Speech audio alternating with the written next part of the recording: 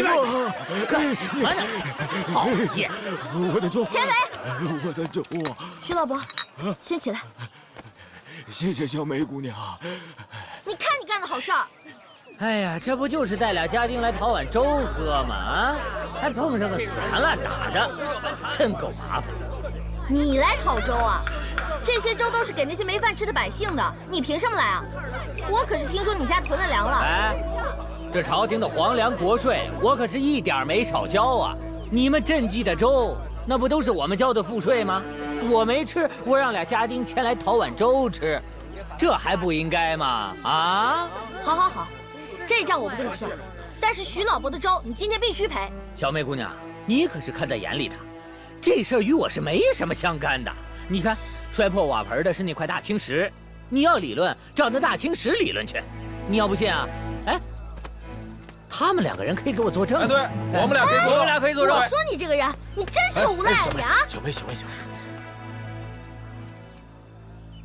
钱伟，你刚才说，是这个大青石，把老人家的饭碗给砸了。不错，县太爷，您可不能冤枉好人呐。再怎么说，晚生好歹也是个有功名的人。没错。放心吧，这个事儿我会彻查到底的啊。这个大青石也太可恨了，啊，哪儿来的这么块石头啊？啊，非得放在这儿，这罪该万死啊！这大青石啊，这可不能饶了他。这样，钱伟，你先别走了，你跟这两个仆人啊，你们给做个证，啊，我今天就审这块大青石。放心吧，徐老伯，大人会为你做主的。啊，谢谢小梅姑娘。来人呐，在！把这大青石给我抬到堂上去，升堂。是。还真生啊，真生啊！把这抬过去。让咱再瞧瞧去。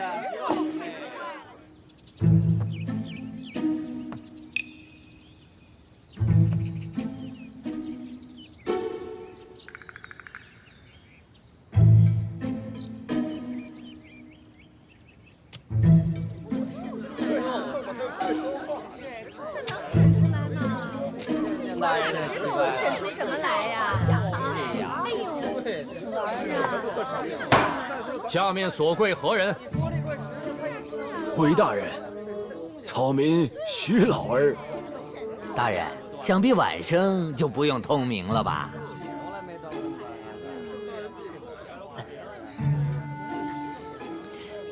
晚生前为参见大人。黄大鹏，杜建。哎，不对啊，好像还少一个呢。被告呢？被告，我问你话呢，怎么不说话呀？这石头怎么不说话呀？大人该不会是筹粮筹傻了吧？明明是块石头，怎么会答话？大胆被告！本官问你话，你竟敢不答，你太嚣张了！你敢把徐老汉的饭碗砸了，啊？该当何罪？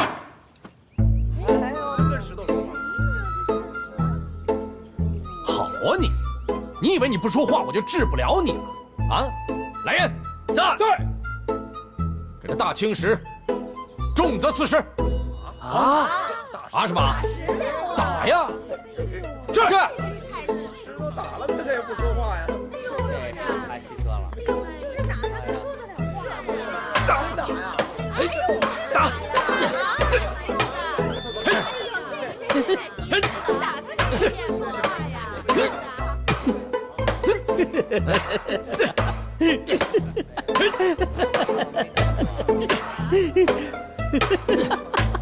哎，行了，哎，别打了，边上站着去。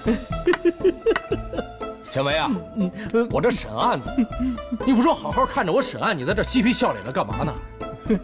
大人，请恕晚生无礼，不是我想笑，是这个太可笑了。大人，您是一个聪明人，这个石头您别说打他40大板，您就是打100大板，您打断了板子，他是一个字也说不出来呀，他没嘴呀，没嘴啊？没嘴。哎呀，哎，那你说他能不能认罪伏法呢？大人，他没嘴巴，他说不出话，他怎么俯首认罪啊？这还麻烦了。有了，来人呐，在。把顽固不化的大青石给我关进大牢，关他一辈子。是。不！哎呀，大人，您怎么越说越离谱了？您看，这就是块石头，它没有胳膊没有腿的，它动不了说不出。你把它关进大牢，这有什么用呢？你就是把它放在这堂前，它也走不了啊。哎呀，要这么一说，我还糊涂了。它是个死物件是吧？对，它是死物。不对呀，你刚才不是说亲眼看见他把徐老汉的饭碗给砸了吗？对，没错，就他没胳膊没腿的，他怎么把徐老汉的饭碗给砸了呀？哎，大人说的是呀，大人没嘴没腿的，怎么办呀？说呀，那他怎么说？你不是还要作证吗？没话说了吧？你们两个不是还帮忙作证的吗？说听听。我猜你呀，也就是那么一说，逗我玩呢，是吧？大人您看，我也就是那么随便一说而已。你觉得我好玩吗？你觉得这衙门大堂是你玩的地方吗？还做伪证，大胆前为，竟敢做伪证！你藐视公堂，藐视本官，信口雌黄！来人，走！打40板子，去！别！大人，这晚生好歹也是个监生，我没听说过这有功名的人还受打呀。哦，他是个监生啊。哦，监生是不能打的。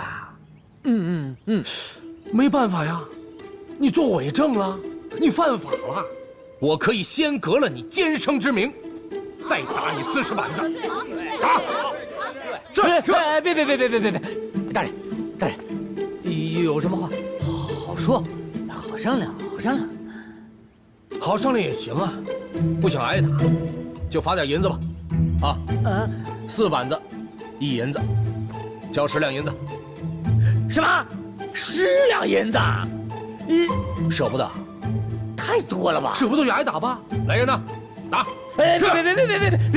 我掏，快点拿银子，快点，给我。我来吧。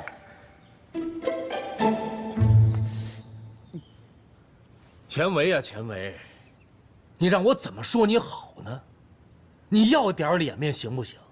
这大灾之年，百姓们饿得饥寒交迫，本官在那儿施粥赈灾，你不做点善事也就罢了，还带了2个奴才前来讨粥，讨粥也就讨粥吧，你还欺负老汉，上堂信口雌黄，你良心何在？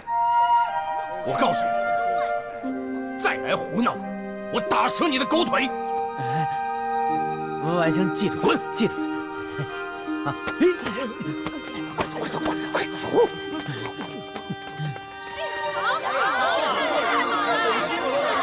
老三，把这10两银子给徐老汉。徐老汉，快起来，把这银子收好。徐老汉呐，你受委屈了。刚才那个监生被罚银10两，这是赔你的银子，拿回去吧。收下吧，用这些银子买些粮食，别让你老婆孩子挨饿了。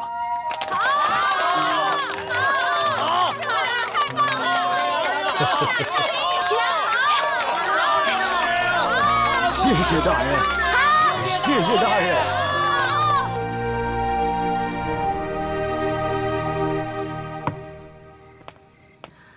娘，哎，俊儿回来了。哎，哥哟，回来了啊？吃饭没有？啊，还没呢。娘啊，再给他做点小菜，再熬点粥。好。哎，不用，这不是有吗？我吃这就行。这是你哥为了省粮食，留着明天早晨吃的。没事儿，我吃这就行。别，俊儿，那是我剩的。哥，瞧你说的，从小到大我吃你剩的还少啊，这就挺好。你们呐，还跟小的时候一样。行，慢慢聊吧。哎，好。哥，李俊呐，你一边吃，我一边跟你说点事儿。啊，这是大灾之年呢，这县衙呀向老百姓赊粥，可是这衙里边库存的粮食也不多了。哥想求你啊，帮我采点粮食回来。哥，你找我帮忙干嘛说求不求的呀？这事儿我义不容辞。是，不过李俊呐，这采买粮食它是个苦活啊，四处奔波，还得跟人家讨价还价，这我都懂。不过咱们不赚钱行不行？哥，前些日子我看你为这事儿啊着急上火的，我也帮不上什么忙，也是干着急呀。现在正好，赚什么钱呢？我帮你办事儿也是帮咱们百姓办事儿，我更是义不容辞了。好，你真的有办法能弄到粮食？哎呀，哥，我是个商人，买卖人，我要是没点门路的话，那怎么能叫商人买卖人呢？总而言之，哥，你放心，等我到时候把粮食买回来，我就交给你支配，放心吧。好，来吃啊！来，尝尝这个。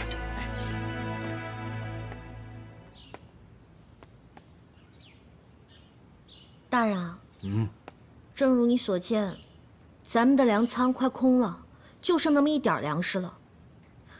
要不然施粥先停一停吧。那怎么能行呢？这么多人还饿着呢。可是就剩这么一点粮食了，咱们可有3个施粥点。有总比没有强。哎，再坚持一下吧。这次就看李俊的了。不知道这小子事儿办得怎么样？小少爷，大人，外面等着赊粥的人呐，越来越多了，来了好多的人。是啊，粽子庙前也没粮了，百姓们都排着长队等着领粥呢。我现在让陈轩在那儿周旋一下，但是看这情况，撑不了多久啊。我刚才跟小梅已经商量了，虽然剩的粮食不多，全拿出去顶一下。大人，不妥吧？那粮食太少，如果各处分不均的话，我怕百姓们会躁动啊。要不然这样，咱直接跟百姓说官衙没粮了。大人，梁方说的有道理，不如咱们实话实说，相信百姓们也会理解咱们官衙的苦衷。这样不行，如果跟百姓说，连我们县衙都无粮可赈了，这大灾之年必然人心惶惶。要不这样，娘啊，把咱们自己吃的那点口粮也拿出来，只要我们能往嘴里搁的东西，全给我顶上，跟这些粮食一块拉到前面去。好。可是大人，就算能顶过今日，那以后呢？从现在到夏收还早着呢，这粮荒一时可停不下来呀。就看李俊的了。这李俊怎么还不回来呀？快点啊！往那边，快！李军哥回来了。李俊呐，大家等你等粮等的脖子都等长了，你怎么才回来呀？放下！娘，我早就想回来了，但是啊，我就怕这个路上有劫盗的土匪，所以我就故意选择了一个人烟比较稀少的地方走，要不早就回来了。回来就好，辛苦。不行，大家都别闲着了，还不赶快把粮袋打开，送到前面熬粥去。对，来，打开一点。哥，你瞅瞅，我跟你说啊，这玉米啊可是上好的玉米呀。这个玉米啊，我可费大劲了。你看啊，你看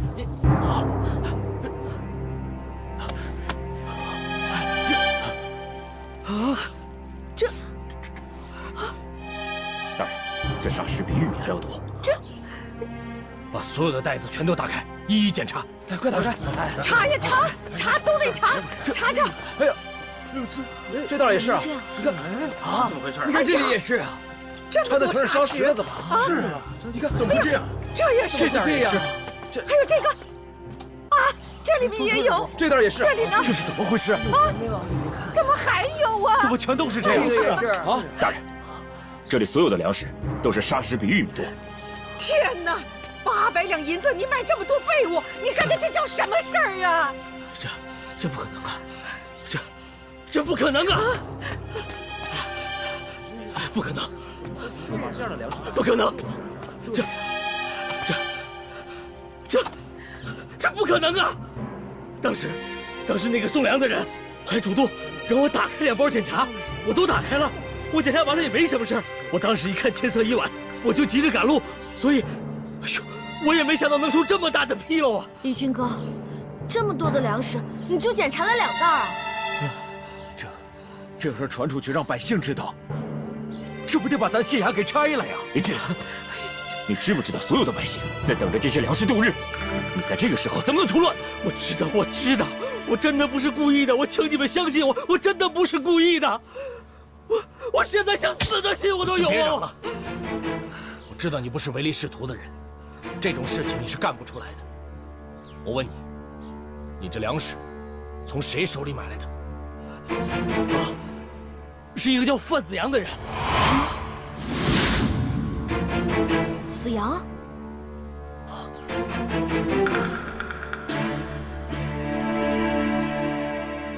你说这个该死的范子阳，我怎么这么愚蠢呀我？哥，我错了，我是万万没有想到那个叫范子阳的跟你有过那样的恩怨，我更没有想到他之前和小梅姑娘有过婚约啊！你站起来，有话仔细说啊！这个范子阳，他与我有相救之恩，我当时心里一热，我就跟他称了兄弟。可是真的万万没有想到，会因此而酿成大祸呀！我。李军兄弟，你说你没见着人，你怎么能跟他们交易呢？而且你还没见到范子阳，你不觉得奇怪吗？你还把替他送粮的人给放了。话又说回来，你也是受害者。要我说，就怪这范子阳。我看事情另有隐情，子阳他不是做伤天害理之事的人。哎，这可不好说啊。经历过家破人亡，就算是圣人，他也会有变化。而且你想想他爹范仁富，那多阴险呢！啊，范子阳能干出这样的事，也不足为奇。你看，本来他应该出现，他都没来，这当中肯定有鬼啊！你看，你都说了，子阳他没有出现，那就不足以证明这事儿是子阳干的，也有可能是替他运粮的人搞的鬼。无论怎样，当务之急得先找到这个范子阳。这个范子阳一定跟此事有干系。我来问你，你们2个怎么联络？鸽子，他给了我一只鸽子，让我有什么事儿的时候，随时给他飞鸽传书。鸽子。小梅和我紧随着鸽子骑马追踪，姚捕头带人隐秘行踪，从后支援。既然是范子阳所给的飞鸽，肯定能把咱们带到范子阳所在之处。李俊协助费谷主粥，并负责关衙门口的粥场。吴良芳负责联络3处粥场，分配粥量。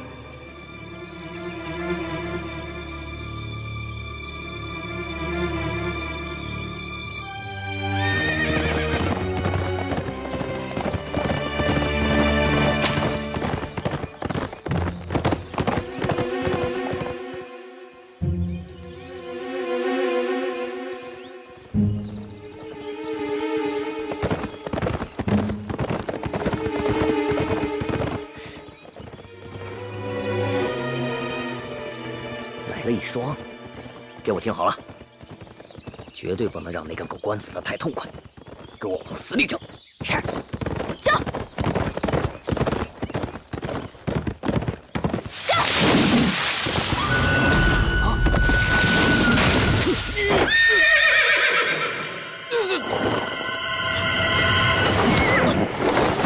大人，不好，有埋伏！上！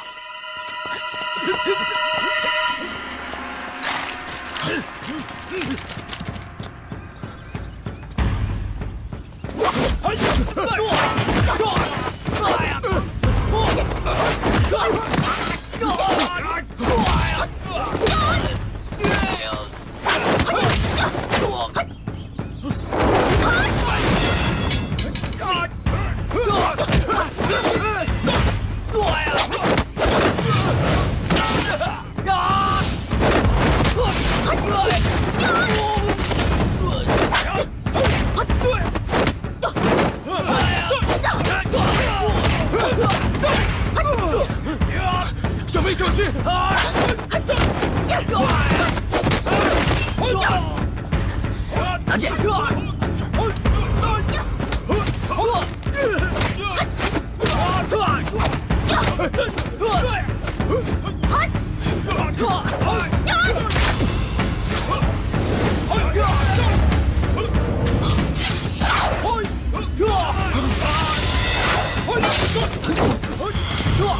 大人，小心要塞！他怎么来了？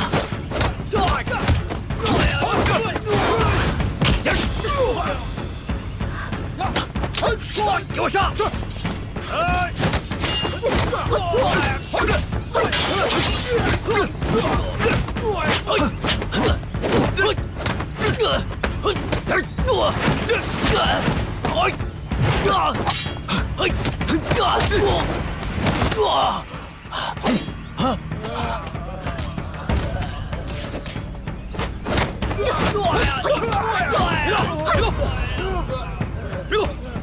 要回咸阳。起来，走，走，走，快点！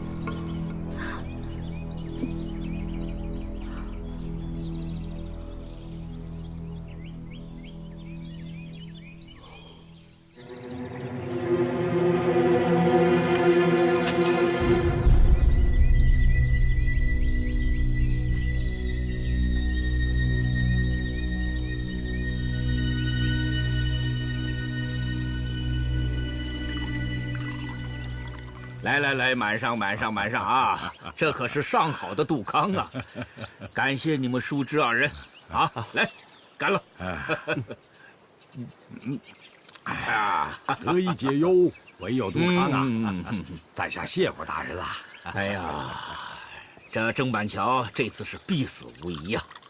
我还得感谢你们叔侄二位替我除了这心头之患呐！啊，要不然这个郑板桥啊，说不定还跟老夫作对到何时呢？是啊，这全拜大人当机立断，我们二位小的也只是听令行事。接下来还得感谢大人，成全我们报仇雪恨之恩呐！哦，子阳啊，谢过大人呐！多谢大人成全。子阳啊，你替父母报了仇，怎么还愁眉不展呢？哦，莫非是惦记着家里的美娇娘独守空房？小的不敢，只是……子阳自小娇生惯养，头一次干下这种大事儿，有点不知所措，还望大人见谅啊！哎，娇生惯养还能这么如此知书达理？哎，你看看我那犬子啊，事儿办完了以后啊，到现在都不见个人影儿，哎，肯定又是跑到哪儿去逍遥自在去了。哎，来，喝酒啊！来，老爷，吃菜啊！老爷，啊，什么？不是说一切顺利吗？哈图让郑板桥给押去了啊！郑板桥竟然还能活命，小的计划不周，请大人恕罪。郑板桥不死也就罢了，还把哈图给押去了，真是可恶之极！哎呀，真是赔了夫人又折兵啊！燕大人，切勿乱了自己的阵脚啊！现在当务之急是先救出燕公子啊！那是当然。郑板桥买了大量掺了砂石的粮食，我们就以他挪用公款、中饱私囊说事，逼他把哈图公子交出来。救出了哈图，我就是豁出老命来，也给他把这笔账算清楚。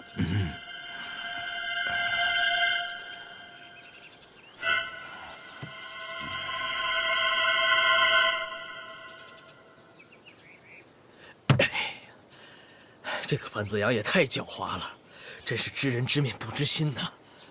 我们虽然没有找到范子阳的踪迹，但我们的行踪，燕哈图他们却了如指掌。我想，肯定是范子阳告知的。真没想到，子阳居然做出这样的事情，现在还和燕哈图他们联手了，太可恨了。他要是恨，就恨我一个人就行了。为什么要伤及无辜啊？哥，小梅，我对不起你们。你说你什么时候才能长大？你怎么稀里糊涂的？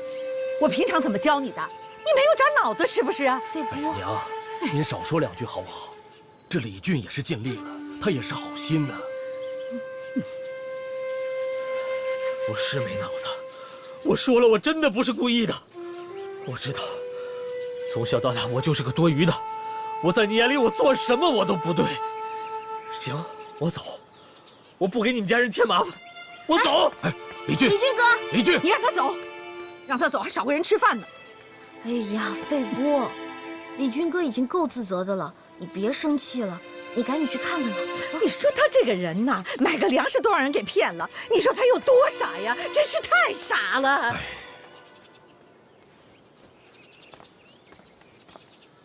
大人，巡抚大人驾到。哦，大人，这次这个燕巡抚肯定是来救儿子的。好，你就跟他说，我马上就到。是。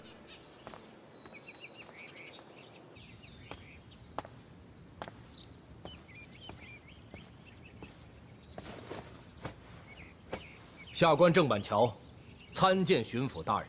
不知巡抚大人到衙，有何赐教？郑板桥，你这是明知故问呐！你给本官装什么痴，卖什么傻呢？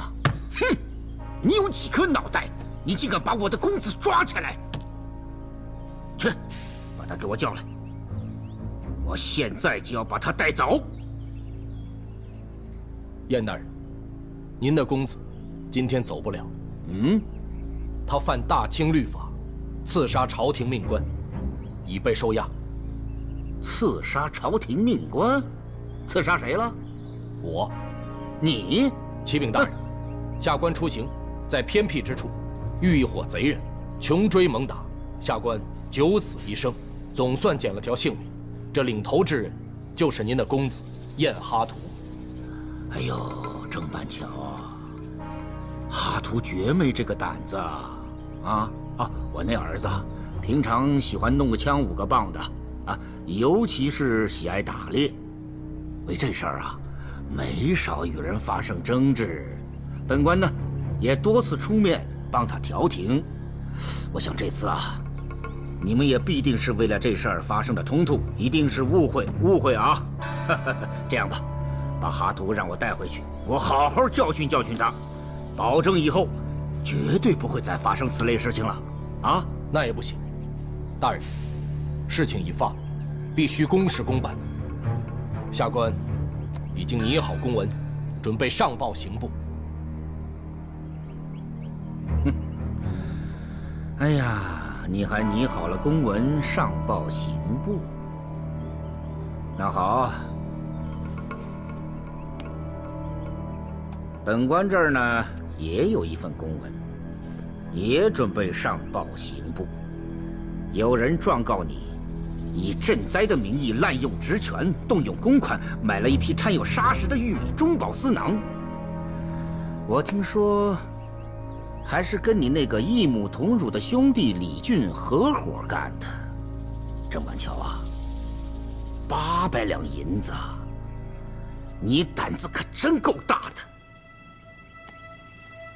我一旦上报，你们哥俩的脑袋可就保不住了。我燕斯泰呢，可以大义灭亲，但是你们可是2颗脑袋呀！到时候我用你们2颗脑袋祭我儿子，你自己掂量掂量吧。告辞了。大人留步！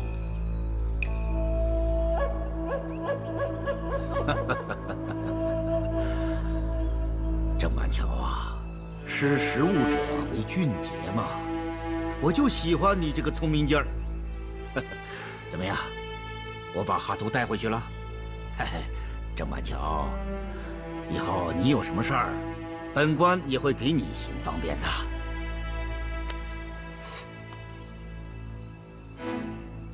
启禀大人，郑板桥为官以后，曾向天发誓，凭良心做官，绝不贪赃枉法。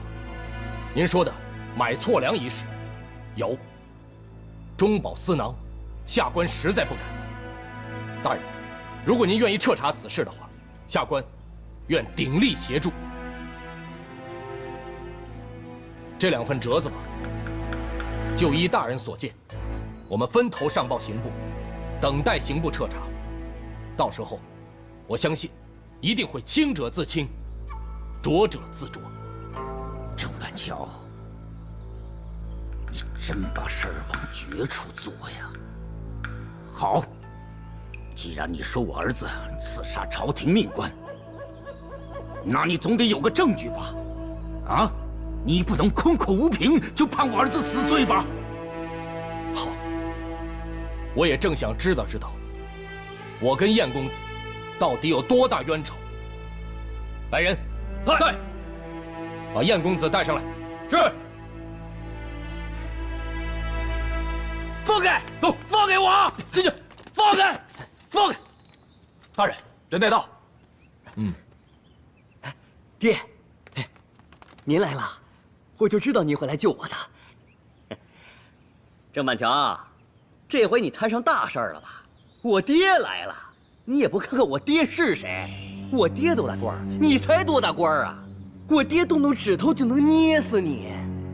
以后你给我老实点儿，你给我放聪明点儿啊！爹，咱们走啊！站住！你胡说些什么呀？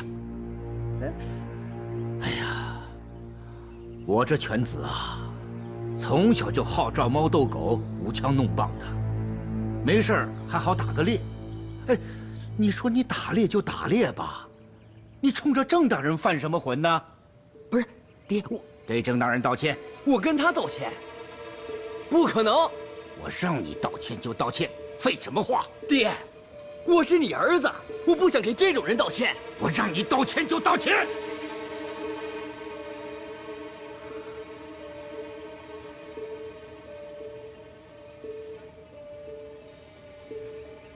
好，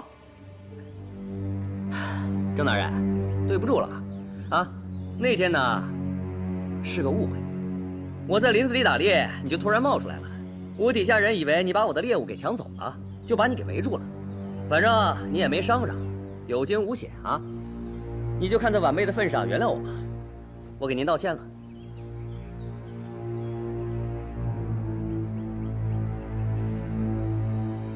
哎呀，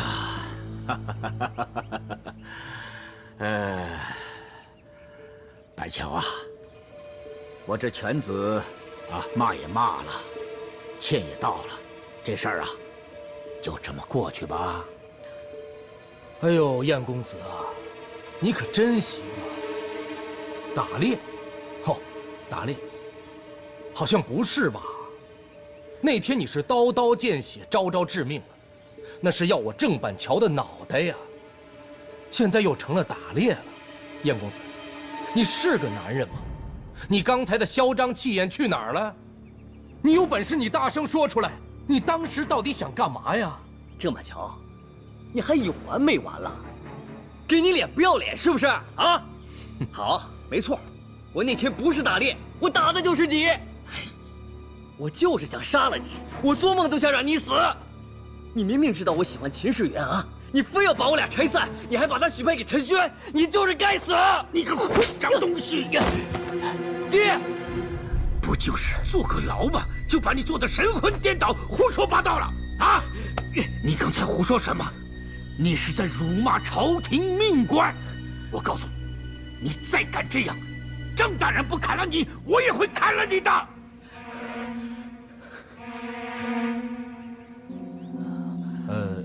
燕大人，这下，这事儿清楚了。借一步说话。好，明白了，把燕哈图带下去。是。走，郑板桥，我不会便宜你的，你给我等着，你会后悔的。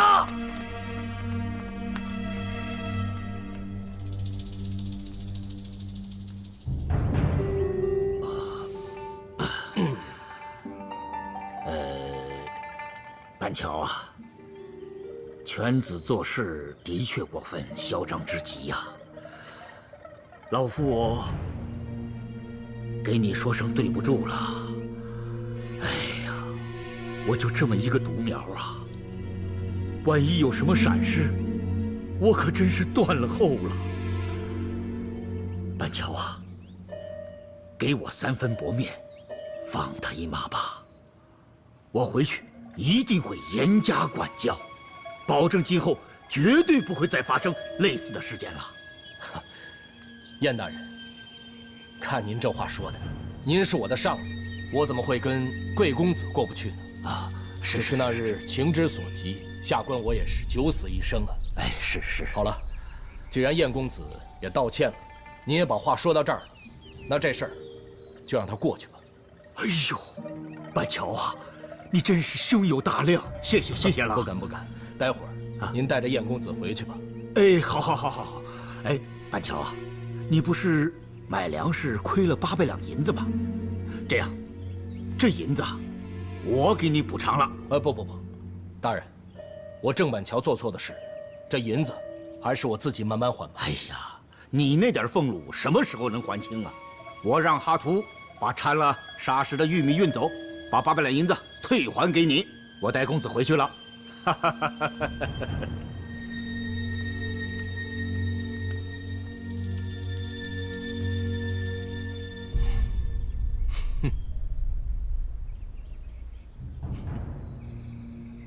这个郑板桥，真是狡猾之极呀！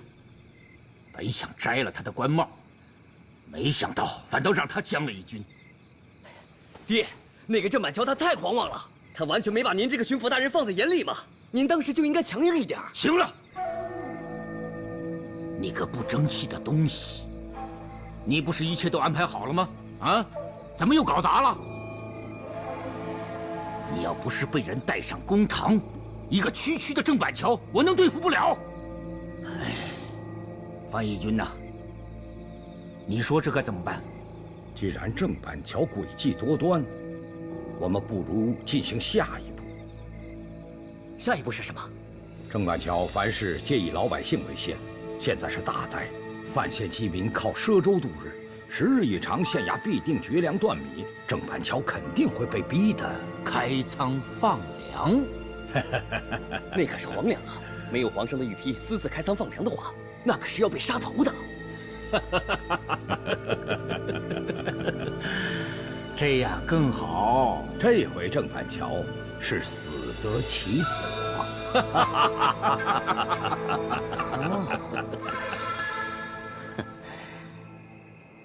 表哥，有些话我不知道该不该讲，但是不说出来的话，我心里又不舒服。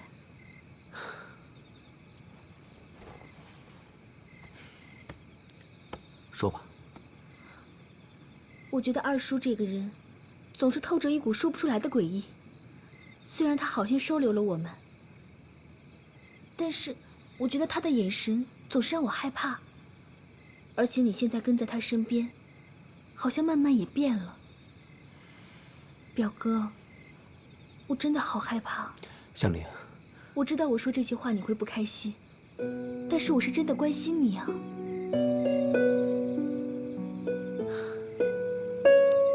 坐。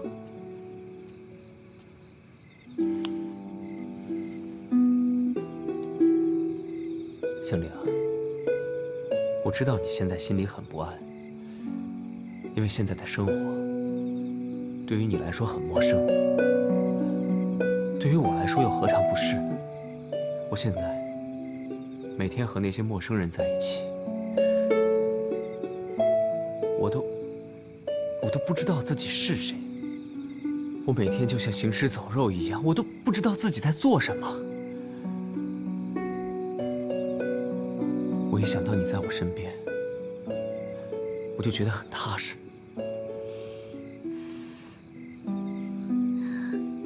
表哥，你这句话我已经等了很久了。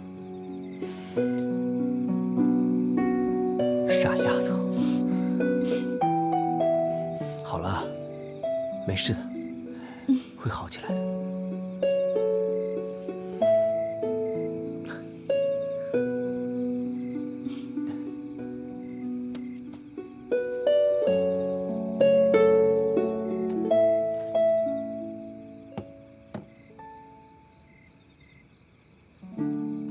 范子牙，他与我有相救之恩，我当时心里一热，我就跟他成了兄弟。可是真的万万没有想到，会因此而酿成大祸呀！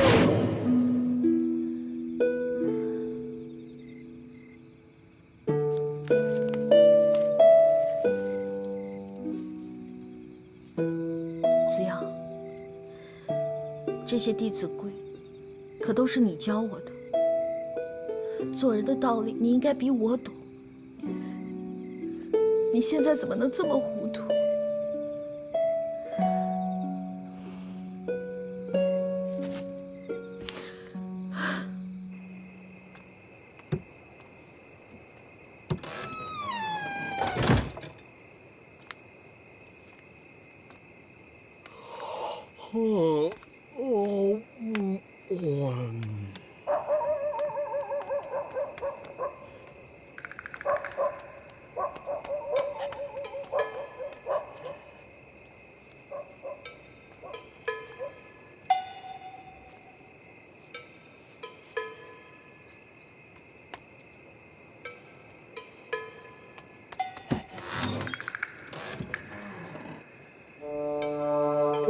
小偷。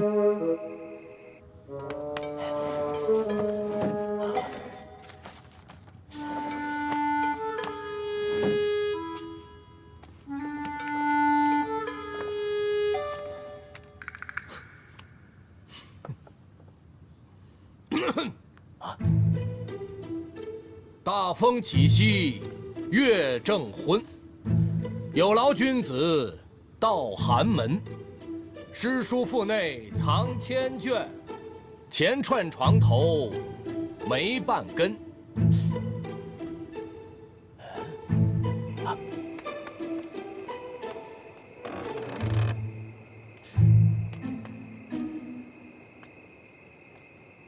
嗨！这位仁兄啊，你长点记性好不好？来的时候那边有狗。出户修经黄维权，越墙莫采兰花盆。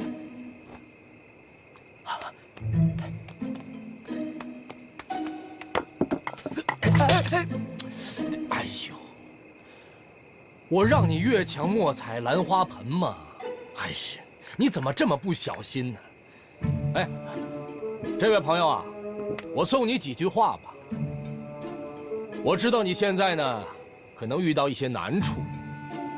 不过这人呐，不管什么时候，不管多难，都不要走到这一步。做人最重要的是气节，正所谓富贵不能淫，贫贱不能移。你明白吗？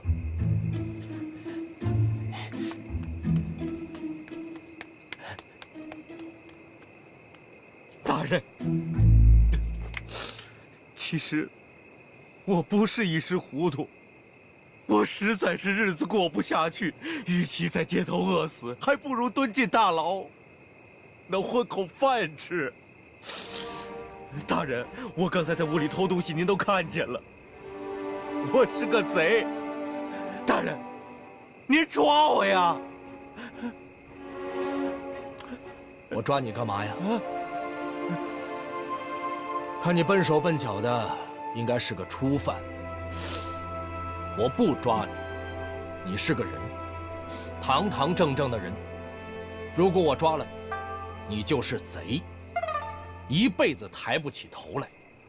兄弟啊，我也不回头了，就当今天你没看见我，我也没看见你，什么事也没发生。回去以后啊，不管遇到多大的难事，凭本事吃饭，踏踏实实的挣钱。好了，你走吧。我要不是老母年迈多病，好几天都吃不上饭了，我也不会做出这样的事情。这么说，你还是个孝子，难得。那我再送你两句：夜深废我披衣送，收拾雄心重做人。我郑板桥呢，也不是什么富裕之人，身上还有几文钱，拿回去孝敬老母吧。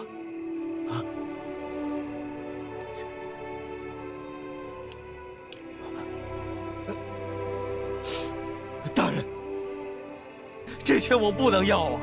不能要我大人，您是个好官，我犯下这样的罪您都没有抓我怎么好意思要您的钱呢？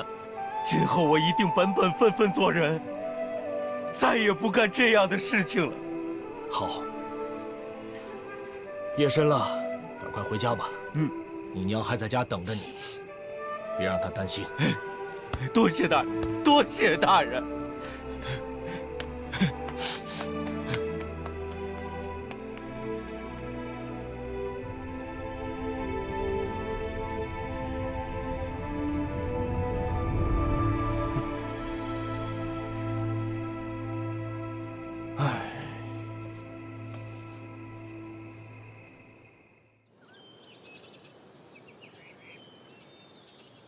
哎呀，怎么回事？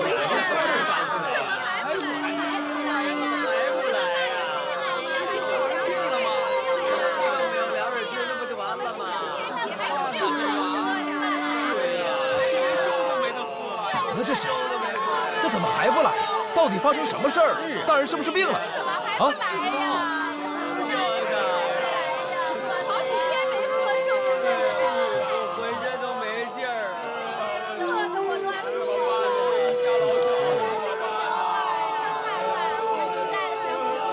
了。哎，这郑大人到现在还不来，是不是有什么事儿啊？是啊，哎，快去找找啊！快去！好嘞。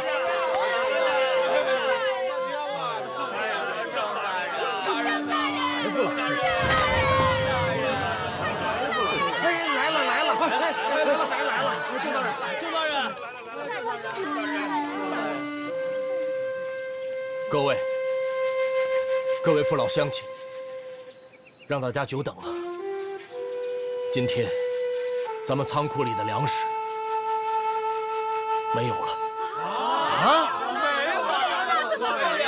风吹日晒的，这怎么办？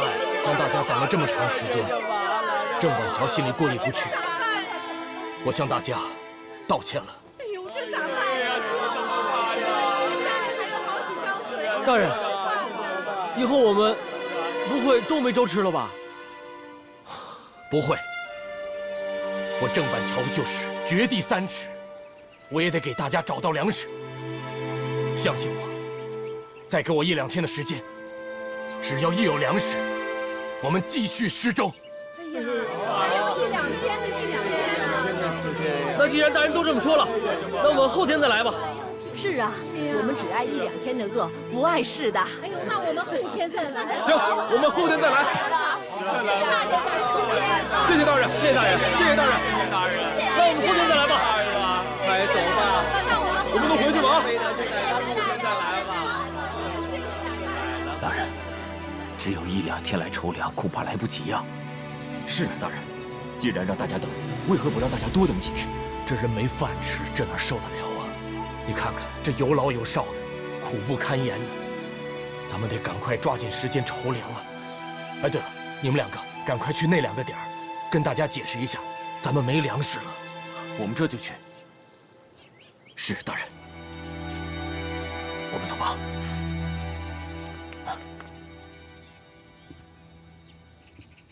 哎，这买粮的钱，虽然从燕哈图那儿要回来了，可是，在后天之前要弄到粮食，这是个很难办成的事儿啊。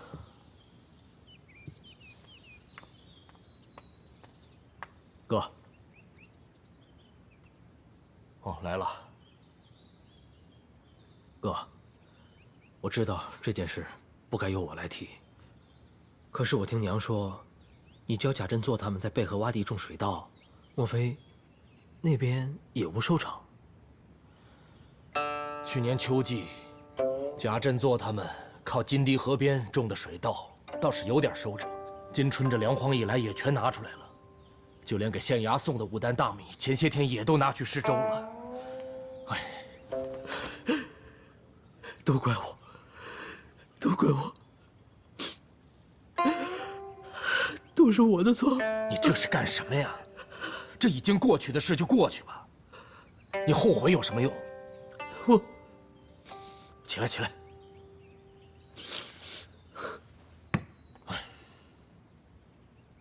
当务之急啊，是粮食啊，得赶紧弄到粮食啊。哥，我有个请求。我知道我这么一说，你一定会特别为难。可是你能不能再给我一次机会？给你什么机会啊？你意思是说，你还要帮我去弄粮食？上次都是因为我才把事情搞砸了。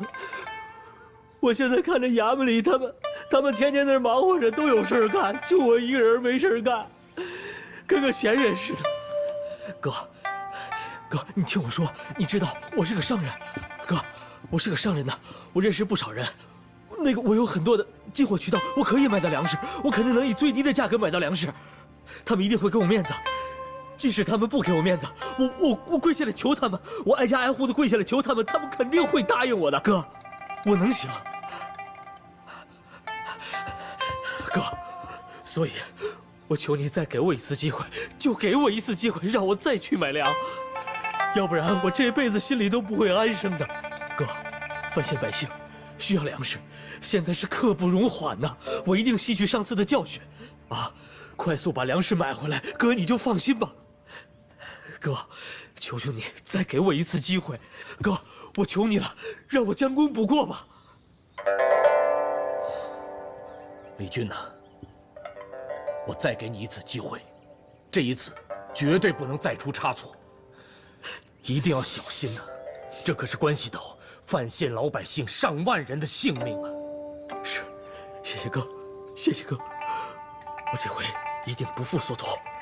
若再有半点差错，我定以命相抵。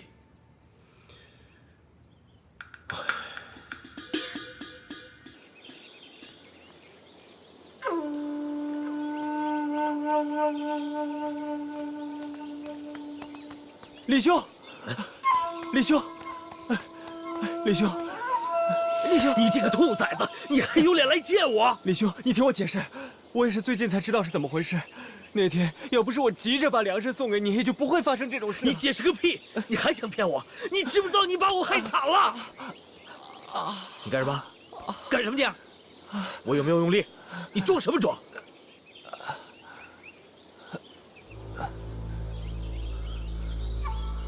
什么意思？那天我给你送粮的路上，遇到了一伙来路不明的人，他们把我打晕了，还把我关了起来。后来我清醒了之后，我一直惦记着这件事儿，我生怕会出什么意外。后来我再逃出来的时候，又被他们抓了回去，还把我毒打了一顿。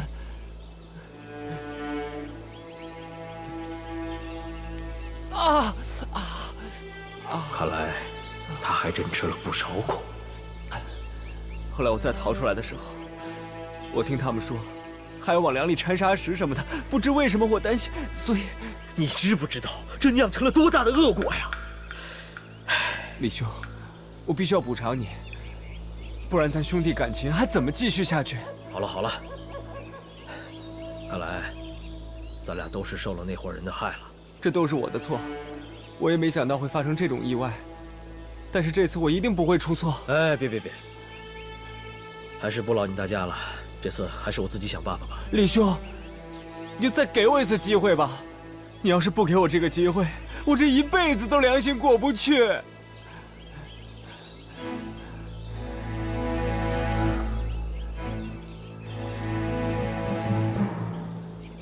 我给你带路。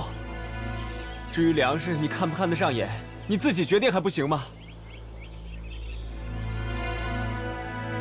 我闯了那么大的祸，我哥都能再给我一次机会，将功赎罪。好，范子阳，你给我听好了，这件事情关系到所有范县灾民的生死存亡，可不能再出岔子了。放心吧。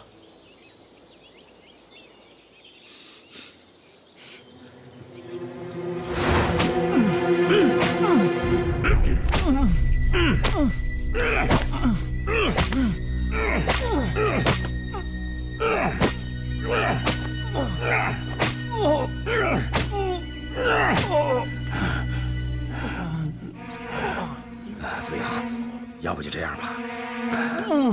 村长，子阳，那你可就受委屈了。周瑜打黄盖这招，绝对能够取信于李俊呐。嗯，你得忍着点啊。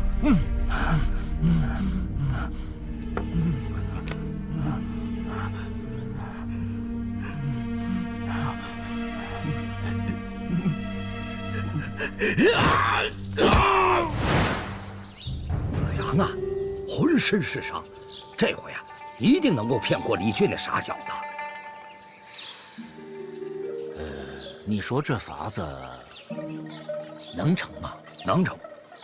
之前我想啊，郑板桥会按照咱们的谋划命丧黄泉，咱什么都豁出去了。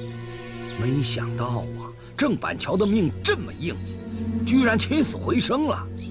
这回只好让子阳受点皮肉之苦了，再让他去取信那个李俊，通过这个李俊，逼着郑板桥开仓放粮。这俗话说呀，虎毒都不食子啊！你这心可真够狠的啊！哎，我说，这次你就能确保子阳能一定成功？能，绝对能行。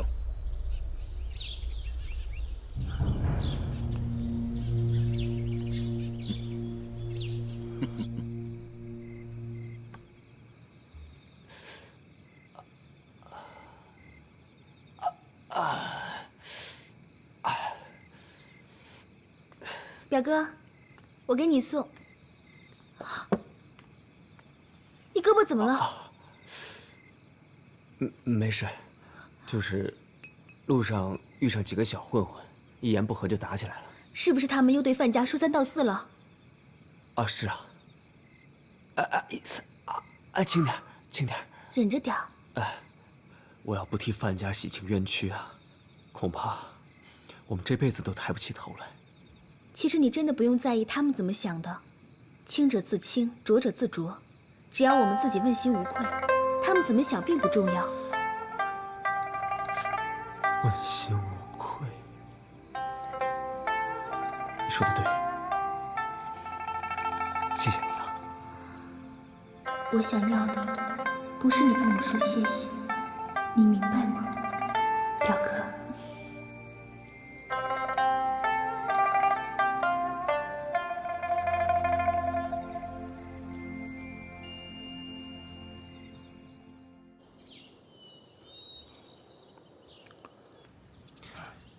二叔，你说我现在该怎么做？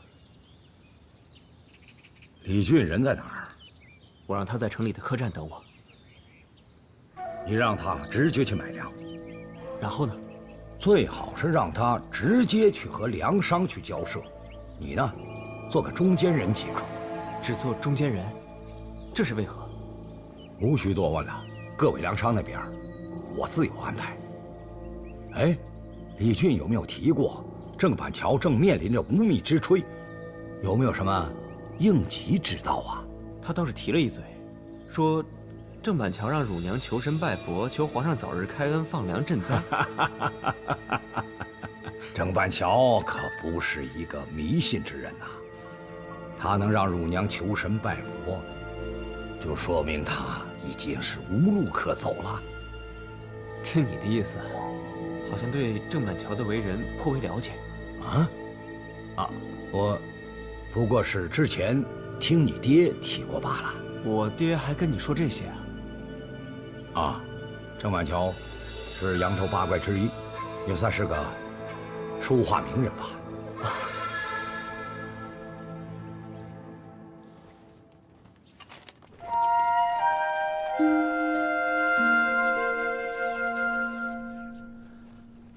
关圣帝在上，晚生郑板桥率范县百姓前来求雨，祈求关圣帝显灵，给范县下一场甘霖大雨。恳求关圣帝显灵，下一场大雨吧！数月以来，范县方圆百里，滴雨未降，家禾枯死，寸草难生，百姓苦不堪言。郑板桥愿以7尺之躯替范县百姓受罪，板桥泣血叩首，祈求关圣帝显灵，给老百姓一条生路吧。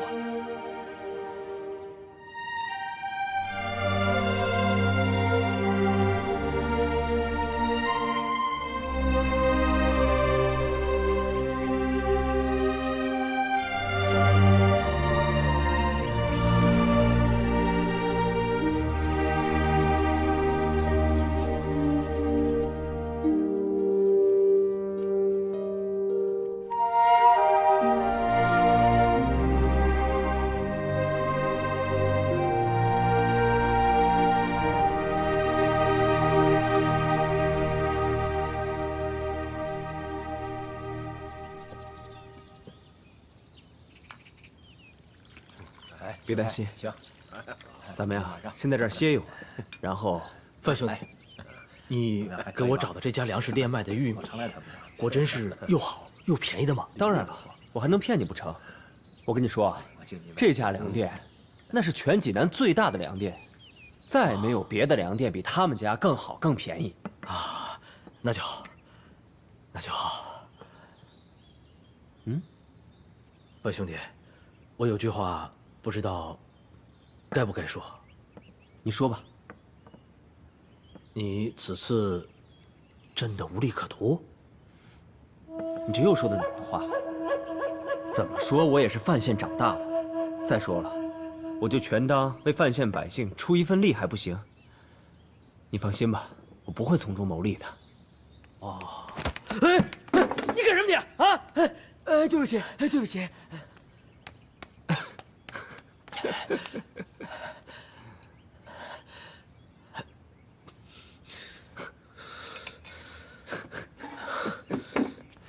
怎么了？你真是，你不是说你做过生意吗？你怎么跟第一次出门似的？就把你给吓的。你不懂，这要是我自己银子的话，出点什么事我自己顶着不就完了？可是这是官衙里仅有的钱了。我上次捅了那么大的篓子，这次可不能再出事了，所以我必须小心谨慎才行啊。你倒是挺向着郑板桥的。当然了，他是我哥。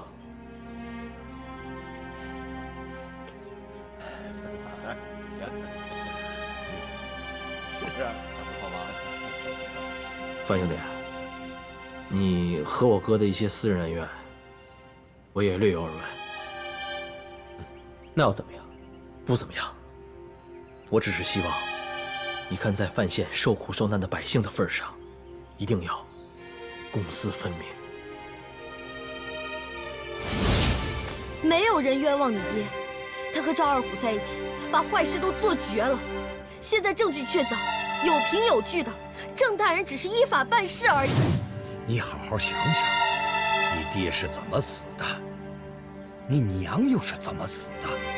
好端端的一个家就这么没了，都是因为郑板桥。放心吧，粮店就在前面，咱们现在就过去吧。好，行。哎呀，范大公子久仰久仰啊！郭大掌柜，给你介绍一下，这位是我的好兄弟李俊。郭掌柜，李大公子，不，幸会幸会，叫我李俊就好了。他这次来呢，是带范县来购粮。哦，那好，咱们里边谈，里边谈。来，请。请。哎呀，哎，小二，来倒进去。哎，好的。哎呀，呵，嘿嘿，哎，范兄弟，你看，这可是1等1的玉米啊！太好了，太好了！哎，郭掌柜，你这玉米怎么卖啊？10两银子一担。多少？10两银子一担。10。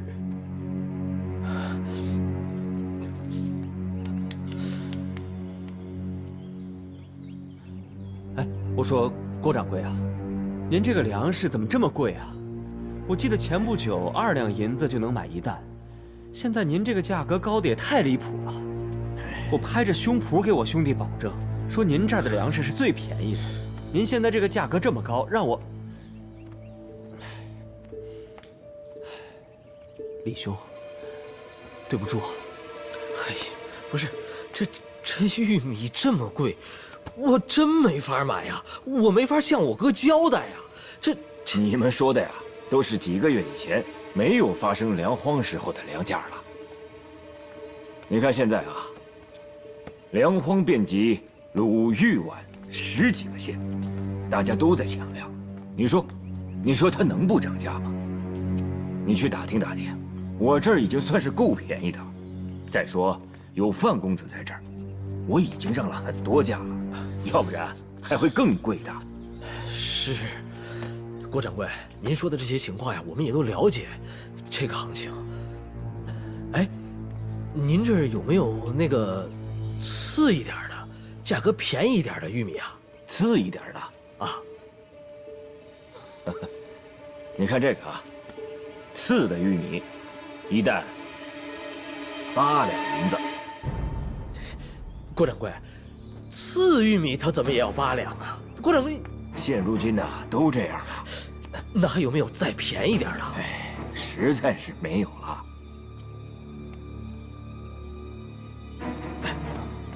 范兄弟，要不咱们再去别的地方看看吧？啊，行吧。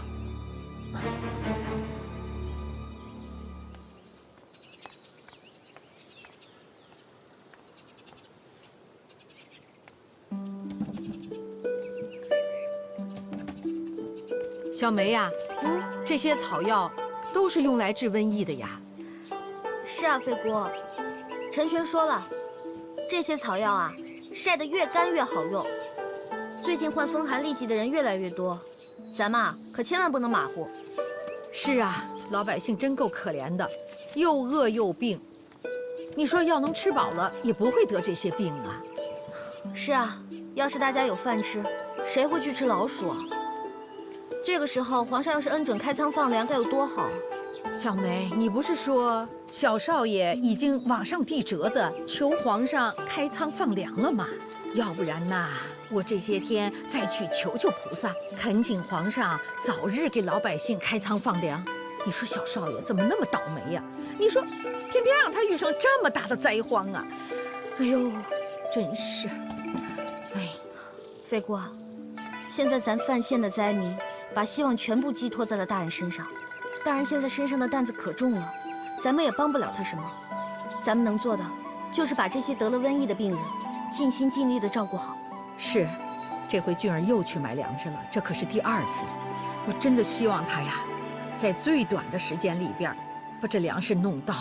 你也别太操心了，飞姑。既然大人相信他，把这么重的担子交给了他，我们也要相信他能把事儿办好。我真的希望俊儿能够功德圆满地把粮食弄到，一定会的。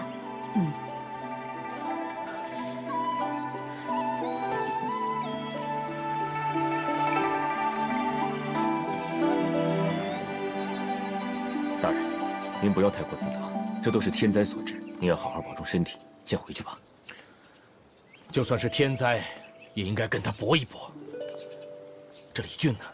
李俊怎么还不回来呀？这也太让人着急了。别跑！站住！有老鼠！别跑！别跑！站住！别跑！站住！老鼠！别跑！哪儿跑去？老鼠！抓住它！我的！给我的！哪儿？你们别抢！姚三，去你的！拿来！给我！不是我的！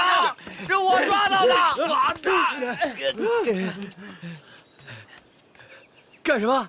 你也要跟我抢？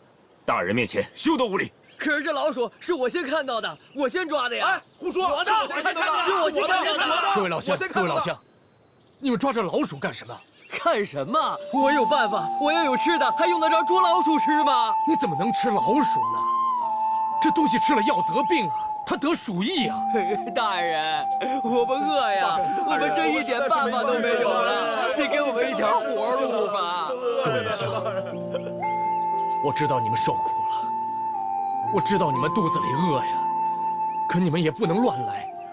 我现在已经派人去找粮食了，马上粮食就到，我们会开设粥厂，陆续给大家施粥的。大家再坚持2天，再坚持2天，好不好？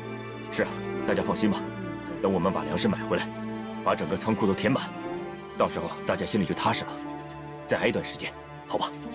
谢谢大人，谢谢大人，谢谢大人，你真是青天大老爷呀！